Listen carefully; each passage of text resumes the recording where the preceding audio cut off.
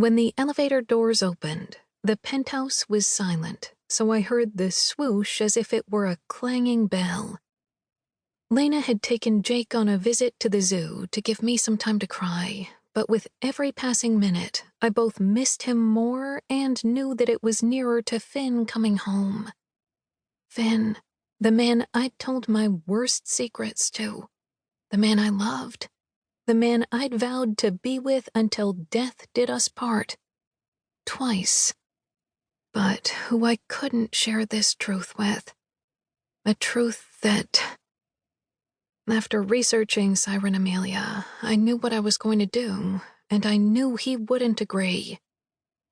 Over the hours of staring at nothing, of looking up at the ceiling and trying to think of a resolution, I knew what my next steps would be. Knowing that the penthouse would have spat out a bubbling, gurgling toddler who'd be squealing happily if it were Jake and Lena returning from the zoo, I quickly shot up from the mattress and darted into the bathroom. The second I saw my reflection, I winced because I looked like I'd been crying. That was the opposite of what I needed. I had to present a calm front, a strong and resolute front, so when I told Finn how it was going to go down, he'd listen and wouldn't take over. Scrubbing my face with my cleanser, I wasn't surprised when there was a knock on the bathroom door. Aoife? My brow furrowed as I heard the note in his voice. Sorrow? I knew my husband well. He was the king of the poker face, and that extended to most parts of his body. Okay, not his dick, but everything else he had complete control over. If he sounded like that, it was because his guard was down, and that meant something had happened. Something bad. My own worries shoved aside, I dragged open the door, soap still on my face, and demanded, "Finn, what is it?" His voice matched his expression, which only augmented my worries. Jesus, he looked like he'd aged 100 years since this morning. Finn was incapable of being unattractive. It was those O'Donnelly genes. But the way his shoulders were stooped and his expression, his exhaustion reached out to me. Did he know? That was all I could think. Had the doctor called him? Had John, my guard, told him? Finn looked like he was grieving. He pressed a shoulder to the door and told me, I need to speak with you, sweetheart. Isn't that what we're doing now? No. Rubbing a hand over his face, he muttered, I wish. What is it?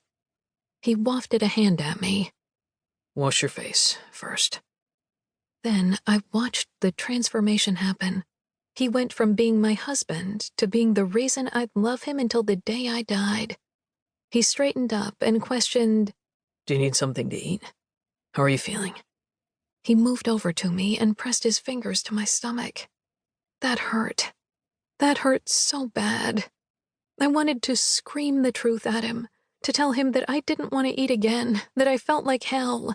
But he wouldn't understand. He couldn't understand. He'd think that the baby in my belly didn't matter as much as Jake and him. He wasn't wrong, but I just couldn't terminate the pregnancy. I couldn't. Not yet. There were all kinds of surgeries that gave me hope. Biting my lip at the thought, I barely managed to stop myself from shoving his hand away and told him huskily, I'll wash my face and be right out. You sure you don't want anything to eat? No, I'm not hungry. He nodded, stepped back, and started tugging at the half-Windsor knot on his necktie. As he pulled it free, I watched him. Watched as what should have been an easy motion took a good couple of seconds. Has someone died? I blurted out before I finished washing up, my little face sponge still dripping suds and water onto the bathroom floor. His head whipped to the side, and as our eyes caught and held, I knew someone had died.